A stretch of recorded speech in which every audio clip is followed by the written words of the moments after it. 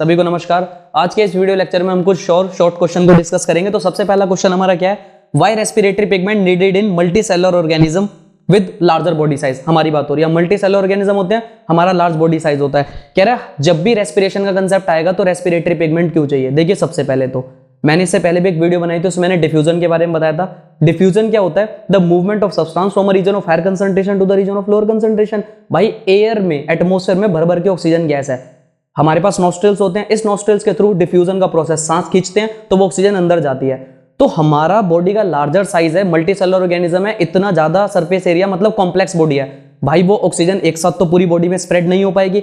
तो इसी को प्रिवेंट करने के लिए क्या होता है, हमारी बॉडी के अंदर रेस्पिरेटरी पिगमेंट होता है। वो रेस्पिरेटरी पिगमेंट क्या होता है, वो रेस्पिरेटरी पिगमेंट इस ऑक्सीजन को कैरी करेगा और बॉडी के ईच एंड एवरी पार्ट पे लेके घूमेगा, यही बात है। अब रेस्पिरेटरी पिगमेंट का नाम क्या होता है, हीमोग्लोबिन। यही जो हीमोग्लोबिन होता है ये हमारे आरबीसी को कौन सा कलर देता है, रेड कलर, रेस्पिरेटरी पिगमेंट। उस रेस्पिरेटरी पिगमेंट का नाम क्या है, हीमोग्लोबिन,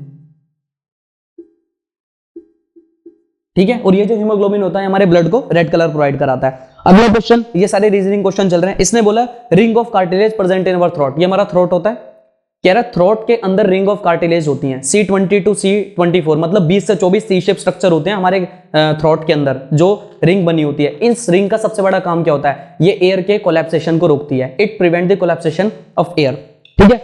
अगला क्वेश्चन क्या बोला है, lungs always contain residual volume. Lungs के पास हमेशा क्या होती है, रेजिडुअल वॉल्यूम। रेजिडुअल वॉल्यूम का मतलब क्या होता है, रेजिडुअल वॉल्यूम का मतलब होता है सांस बाहर छोड़ने के बाद हमारे लंग्स के अंदर जो अमाउंट बचा रह गया। अगर मैं इसे बताऊं, प्रॉपर डेफिनेशन दूं, after complete exhalation the amount of air remaining in our lungs. मेरे लंग्स के अंदर जो एयर बची रह गई है वो क्या कहलाती है, रेजिडुअल वॉल्यूम। अब सोचने की बात है, ये रेजिडुअल वॉल्यूम यानी कि ये जो ऑक्सीजन मेरी बॉडी के अंदर ही रह गई है, ये अब किस तरीके से काम करेगी, अब ये मुझे सफिशिएंट टाइम प्रोवाइड कराएगी कि जो भी ऑक्सीजन है वे मेरी बॉडी के अंदर कंप्लीटली अब्सॉर्ब हो जाए और कार्बन डाइऑक्साइड कंप्लीटली रिलीज हो जाए। It provide sufficient time for the proper absorption of oxygen gas. It provide sufficient time for the proper absorption of oxygen gas and removal of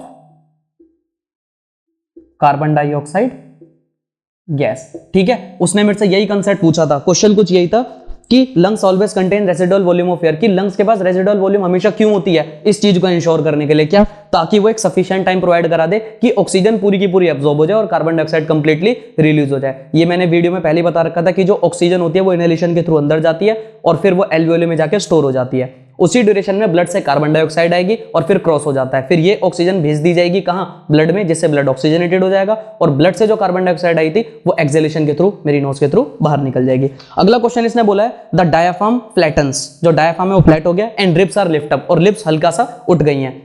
when we breathe इन, क्या reason हो सकता है, chest cavity become larger, मेरी chest cavity larger हुई है, इसीलिए जो rib cage है वो हल्का सा उठ चुका है क्योंकि मैंने सांस लिया।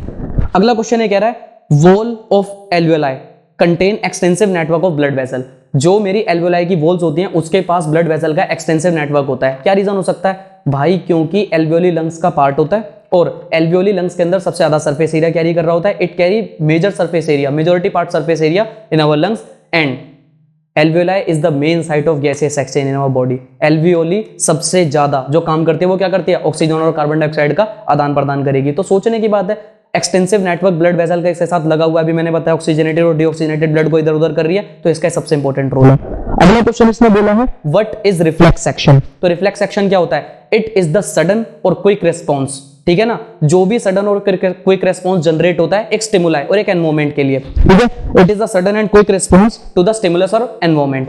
आगे इसने क्या बोला है, with the help of flow chart, ऐसे क्वेश्चन आजकल बहुत ज्यादा आ रहे हैं। With the help of flow chart show the path of reflex action such as sneezing. Sneezing का मतलब क्या है, छींकना। तो मुझे रिफ्लेक्स एक्शन बताना है फ्लो चार्ट की फॉर्म में कि छींक आई होगी तो कैसे रेस्पॉन्स जनरेट हुआ होगा। सबसे पहले क्या होता है, स्टिमुलस होता है। हाँ, हम ये रिफ्लेक्स एक्शन की बात कर रहे हैं, किसके लिए, स्नीजिंग। स्नीजिंग का मतलब होता है छींकना। तो सबसे पहले क्या है, स्टिमुलस। स्टिमुलस का मतलब क्या, बाहर का एनवायरमेंट, स्टिमुलस के बाद इंफॉर्मेशन कहां जाएगी? रिसेप्टर के पास। अब देखो छींक की बात हुई है तो रिसेप्टर क्या हो जाएगा? नोज। भाई इसी से रिलेटेड एक और क्वेश्चन भी है, जो हाथ तवे पे या किसी गर्म चीज पे लग जाता है, हाथ तुरंत हट जाता है, तो आप समझ रहे हो वो सेंस। टेम्परेचर की बात हो गई, टेम्परेचर को कौन सेंस कर सकता है? स्किन। तो अगर क्वेश्चन चेंज हो जाए, स्नीजिंग की जगह वैसा क्वेश्चन आ जाए कि सुई लगी है या कुछ हो गया, तो आपका रिसेप्टर चेंज हो जाएगा, वहां रिसेप्टर आ जाएगा स्किन। अभी छींक की बात हो रही तो रिसेप्टर क्या आ गया? नोज। बाकी सारा प्रोसेस सेम रहेगा।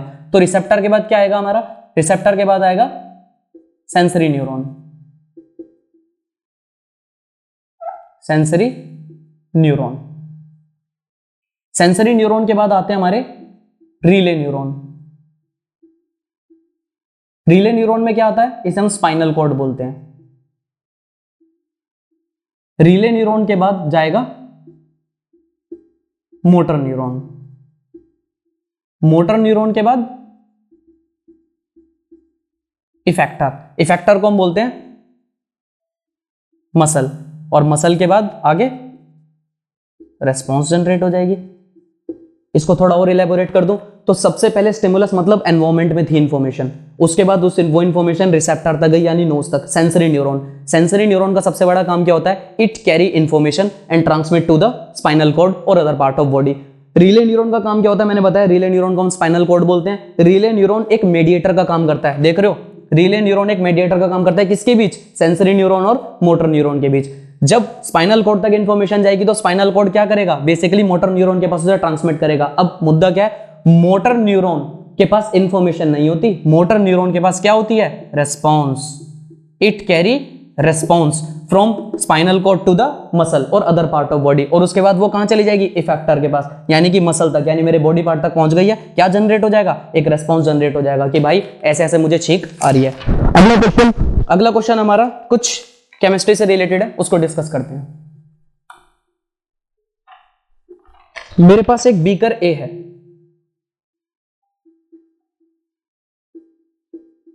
और मेरे पास एक बीकर बी है। यही बात है।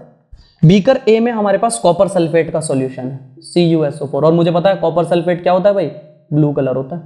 बीकर बी में भी मेरे पास क्या है? कॉपर सल्फेट का सॉल्यूशन। ये भी क्या है? ब्लू होता है। आपको पता होना चाहिए ये चीज। तो फेरस सल्फेट हमेशा ग्रीन होता है, कॉपर सल्फेट हमेशा ब्लू होता है। ये चीज आपको पता होनी चाहिए। अब इसने बोला है कि बीकर ए में मैंने क्या ऐड कर दिया? जिंक। और बीकर बी में मैंने क्या ऐड कर दिया? सिल्वर। यही बात है, सिल्वर Ag। और जिंक क्या होता है? Zn। तो मुझे रिएक्शन बतानी है। आप समझ रहे हो, ये मेरे पास सीधा सीधा जो कंसेप्ट है वो किसका है? डिस्प्लेसमेंट रिएक्शन का है। कौन ज्यादा रिएक्टिव है, कौन कम रिएक्टिव है। अगर मेरे पास कॉपर सल्फेट है CuSO4, इसके अंदर मैंने ऐड करा जिंक, तो क्या करेगा? Zinc is highly reactive than copper. तो जिंक कॉपर को डिस्प्लेस कर देगा और इसके सल्फेट के साथ जुड़ जाएगा। तो क्या बनेगा? ZnSO4 plus Cu। भाई क्या बन गया? Zinc sulphate. अभी तक कॉपर सल्फेट का कलर क्या था? ब्लू। अब कॉपर सल्फेट किस में कन्वर्ट हो गया? कॉपर में। तो कॉपर का कलर भी क्या हो गया? ये कलर लेस हो चुका है। तो आप समझ रहे हैं। ऑब्जर्वेशन पूछ रहा हूं मेरे से। ऑब्जर्वेशन क्या है? Here zinc is more reactive than copper, so zinc displaces copper from its salt and bind with its salt. तो जिंक सल्फेट के साथ आ गया और कॉपर सल्फेट जो पहले ब्लू कलर का था अब वो कलरलेस हो चुका है। ये मेरी ऑब्जर्वेशन है बीकर ए की। बीकर 2 की बात करूं तो आप देख रहे हैं बीकर 2 में कॉपर सल्फेट है और एक चीज क्या डली है? सिल्वर। रिएक्शन होगी नहीं। क्यों? क्योंकि कॉपर से भी ज्यादा लीस्ट रिएक्टिव क्या होता है? सिल्वर। यही बात है। तो सिल्वर कभी कॉपर को उसके सॉल्ट से डिस्प्लेस कर ही नहीं पाएगा, hence reaction can't take place. तो ऑब्जर्वेशन क्या है? सीधे सीधे भाई कॉपर सल्फेट यहां पे ब्लू ही रहेगा। क्यों? क्योंकि रिएक्शन हुई नहीं। और यहां पे वो ब्लू टू क्या हो जाएगा? कलरलेस, क्योंकि रिएक्शन हुई है। ठीक है। होपफुली सेशन आपके लिए काफी बेनिफिशियल रहा होगा।